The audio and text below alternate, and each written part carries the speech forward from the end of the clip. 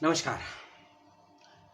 एक पीएचडी का फॉर्म आया है यूनिवर्सिटी की तरफ से। सेंट्रल और स्टेट दोनों ही नहीं है, ये यूनिवर्सिटी एक डीम्ड यूनिवर्सिटी है और साथ ही साथ में भारत सरकार के कुछ विशेष डिपार्टमेंट डायरेक्ट इस यूनिवर्सिटी को चलाते हैं या कहें कि संचालित करते हैं। और इस यूनिवर्सिटी के स्टडी का लेवल काफ़ी हायर स्तर का है और इसका चयन प्रक्रिया उतनी ही मुश्किल है। और यदि आपका चयन हो जाता है तो मान के चलिए पीएचडी कंप्लीट होने से पहले जॉब हो सकती है आपके हाथ में 95% तक। कौन सी यूनिवर्सिटी है उसकी आपसे बात करूंगा, कितनी सीट है उसकी बात करूंगा, और यदि आपका चयन हो जाता है इस यूनिवर्सिटी में तो 100% आपको छात्रवृत्ति प्राप्त होगी, चाहे आप नेट जेआरएफ हो या ना हो। यदि आप अपना पीजी कंप्लीट कर चुके हैं या पीजी के अंतिम सेमेस्टर में हैं, आवेदन कर सकते हैं इस यूनिवर्सिटी में पीएचडी के लिए, क्योंकि अभी फॉर्म भरने की लास्ट डेट खत्म नहीं हुई है। इसका ध्यान रखिएगा क्योंकि 15 मई 2023 लास्ट डेट है फॉर्म को भरने की। और यूनिवर्सिटी का नाम उससे पहले जान लीजिए, बड़ा अच्छा और लंबा चौड़ा इसका नाम है नीपा। इन शॉर्ट में इसको बच्चे जानकार बुलाते हैं Nipah, national institute of educational planning and administration. Delhi में स्थित है, नई दिल्ली के आसपास ये पड़ता है। अगर आपने सीपी का नाम सुना हो, कनॉट प्लेस का नाम सुना हो या मंडी का नाम सुना हो, मंडी हाउस का, उसी एरिया के आसपास ये पड़ती है। ठीक है, 4 मुख्य क्षेत्रों पर यह काम करवाती है या कहें कि रिसर्च करवाती है, शोध करवाती है, इसका ख्याल रखिएगा। और अगली बात यह है कि प्रवेश परीक्षा का माध्यम और आपका जो भी शोध कार्य होगा, कोर्स वर्क की परीक्षाएं होंगी, हिंदी और अंग्रेजी दोनों ही माध्यम में करवाई जाती हैं, संपन्न करवाई जाती हैं। इसका तात्पर्य यही है कि आपको भाषा को लेकर किसी प्रकार का कोई कॉन्फ्लिक्ट, द्वंद्व या सवाल पैदा नहीं होगा और उलझन में तो डालने वाली है ही नहीं ये यूनिवर्सिटी, क्योंकि वर्तमान परिदृश्य में भारत की कई विशेष समस्याओं का समाधान परक संस्थानों में से एक इसका नाम भी आता है, क्योंकि इसके कराए गए रिसर्च बहुत सी भारत की बेसिक समस्याओं का समाधान भी प्रदान करते हैं। इसीलिए मैंने कहा कि डायरेक्ट भारत सरकार के कुछ डिपार्टमेंट इसके साथ जुड़े हैं और जुड़कर काम करते हैं। इसीलिए इस संस्थान में आपका चयन होना आपके लिए बहुत लकी बात होगी। अप्लाई ज़रूर करिएगा। ठीक है, अब मैं आता हूँ, ये भूमिका मैंने बना दी, एक आपको पता लग गया होगा यूनिवर्सिटी कैसी है।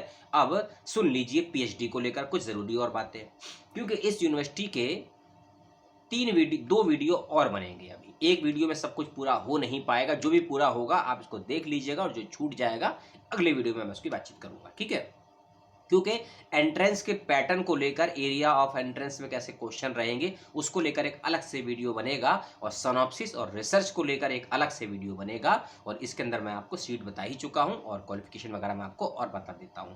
एक और बात, फुल टाइम और पार्ट टाइम दोनों ही माध्यम से पीएचडी के लिए फॉर्म निकले हैं, दोनों के लिए ही आवेदन कर सकते हैं। लगभग 20 से 30% सीटें पार्ट टाइम के बच्चों को दी जाएंगी और 70 से 80% सीटें फुल टाइम के लिए जो आवेदन करेगा उसको दी जाएंगी। ठीक है, एमफिल का फॉर्म इस साल नहीं निकला है इस यूनिवर्सिटी का, और इंटीग्रेटेड का फॉर्म भी नहीं निकला है, क्योंकि न्यू एजुकेशन पॉलिसी के तहत एमफिल को समाप्त कर दिया गया है। लगभग अधिकांश विश्वविद्यालयों से उसी प्रावधान के तहत इस संस्थान से भी एमफिल को बंद कर दिया गया है। और इंटीग्रेटेड जो एमफिल पीएचडी का फॉर्म लास्ट ईयर तक आता था उसको भी इस साल नहीं निकाला गया है, केवल पीएचडी फुल टाइम और पीएचडी पार्ट टाइम का फॉर्म निकाला गया है। महत्वपूर्ण तिथियां हैं या इंपॉर्टेंट डेट्स है, उसको पहले आप लोग नोट कर लीजिए, नहीं तो आपको समस्याएं आ सकती है। ठीक है, ये इंटरव्यू एंट्रेंस में सब कुछ आपको बता दूंगा, घबराइएगा मत। ठीक है, मैं भी थोड़ा खोज लूँ कहीं डेट आगे पीछे ना हो जाए।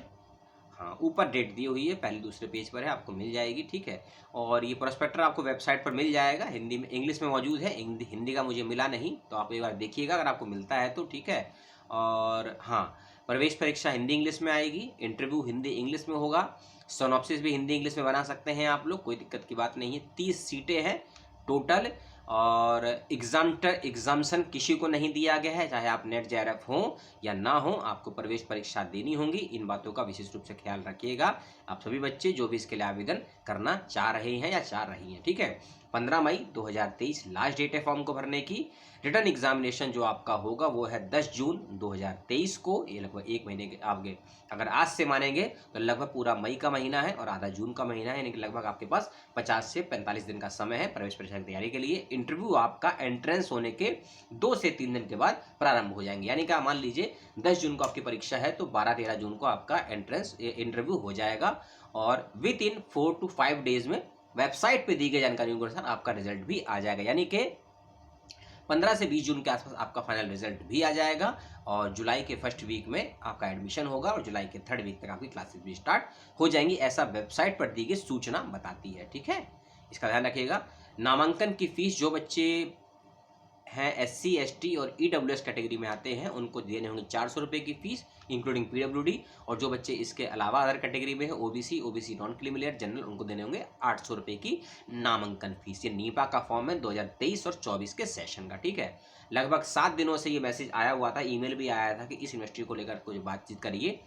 थोड़ा समय का अभाव था, कुछ समस्याएं भी थी, कुछ काम भी थे ज़रूरी, जिनकी वजह से आपको वीडियो देर से मिल रहे हैं, उसके लिए मैं क्षमा प्रार्थी हूँ, लेकिन कोशिश करूँगा रेगुलर होने की कि आपको मैं वीडियो दे सकूँ। ठीक है, रिजर्वेशन के जो भी नॉर्म्स हैं SC का, ST का, OBC नॉन क्रीमी लेयर का, EWS का, सारे नॉर्म्स रिजर्वेशन के यहाँ भी लागू होंगे इन सभी 30 की 30 सीटों पर जो भी क्राइटेरिया बनेगा, इसका ध्यान रखिएगा। ठीक है, और मैंने पहले ही बताया कि छात्रवृत्ति सभी को दी जाएगी जिसका भी चयन होगा इस विश्वविद्यालय में, लेकिन लास्ट ईयर लगभग 7 से 9 सीटें खाली रह गई थी इस संस्थान में PhD की।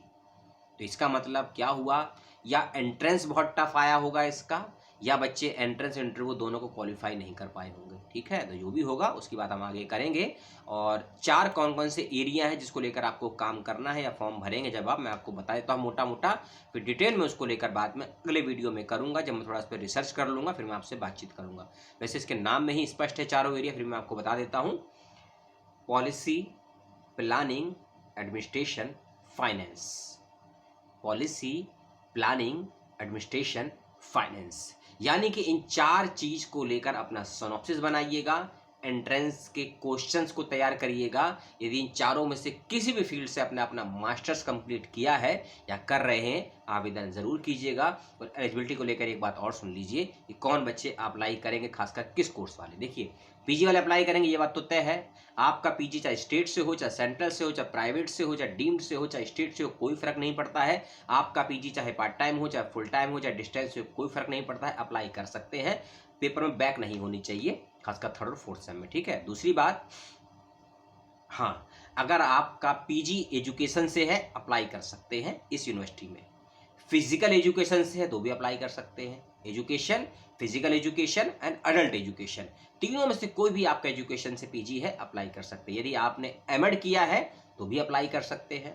मान लीजिए किसी ने MA एजुकेशन नहीं किया है, M.Ed किया है मास्टर ऑफ एजुकेशन, वो भी अप्लाई कर सकता है PhD के लिए।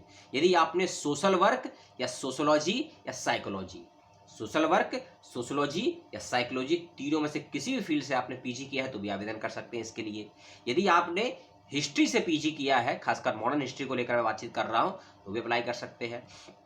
यदि आपने अपना PG ज्योग्राफी या MBA से किया है तो भी आवेदन कर सकते हैं। यदि आपने अपना PG पब्लिक एडमिनिस्ट्रेशन से किया है, या इकोनॉमिक्स से किया है, या स्टैटिक्स से किया है, या माइक्रो या मैक्रो इकोनॉमिक्स से किया है तो भी अप्लाई कर सकते हैं। यदि आपने ह्यूमन रिसोर्सेज होता है ना, HRA, उससे अपना PG किया है जो MBA का पार्ट होता है तो भी अप्लाई कर सकते हैं। यदि आपने पीस एंड कॉन्फ्लिक्ट स्टडीज से अपना PG कंप्लीट किया है, कर रहे हैं, तो भी आवेदन कर सकते हैं। ठीक है, और इसके अलावा यदि आपने, एक सब्जेक्ट होता है ना प्लानिंग एंड पॉलिसी वाला, बहुत कम यूनिवर्सिटीज़ में होता है, अगर आपने इससे भी PG किया है तो भी आवेदन कर, यानी कि PG बहुत से सब्जेक्ट करने वाले बच्चे भी इसको कर सकते हैं क्योंकि इसमें क्राइटेरिया बड़ा अच्छा है। ठीक है, और अगली वीडियो में मैं आपसे एंट्रेंस के पैटर्न, एंट्रेंस के क्वेश्चन और थोड़े से सिनॉप्सिस के विषय में बातचीत कर लूँगा। ठीक है, अगले वीडियो का वेट करिएगा आप भी, और कोशिश करता हूं 2 से 3 दिन में आपको मिल जाए। आपने जो वीडियो को देखा उसके लिए तहे दिल से आपको सलाम है, धन्यवाद है, शुक्रिया है, और आपने अपना समय दिया, पुनः उसके लिए बहुत बहुत धन्यवाद आपको। अपने सवाल को, अपनी शिकायत को, अपने सुझावों को और अपने डाउट्स को कमेंट बॉक्स में जरूर पूछिएगा, वीडियो पर अपनी राय जरूर दीजिएगा। मेरे लिए कोई आपका सुझाव है किसी अन्य विश्वविद्यालय को लेकर जो जानकारी नहीं मिल पा रही है, कमेंट बॉक्स में बताइए। अगले वीडियो में जल्दी आपसे मिलूंगा, तब तक के लिए अपना, अपनों का, परिवार का, प्रकृति का, पुस्तकों का और देश के खिलाड़ियों का ख्याल रखिएगा। सुनना है तो सुनिए मन की बात, लेकिन देश का मन क्या है ये भी जानने की कोशिश करिएगा। नेताओं के दृष्टिकोण से समाज को देखने का प्रयास मत करिएगा, नहीं तो आप यथार्थ से दूर हो जाएंगे। और जो समाज यथार्थ से दूर हो जाता है वो समाज अपना भविष्य और अपना वर्तमान, अपने के साथ साथ अपनों का, आने वाली पीढ़ियों का खतरे में डाल देता है। और आने वाली पीढ़ी तो छोड़ दीजिए, आपकी वर्तमान पीढ़ी भी आपसे आपके मरते दम तक यही सवाल पूछेगी कि जब देश में इतना कुछ हो रहा था आप क्या कर रहे थे, आप किस तरफ खड़े थे। जय हिंद।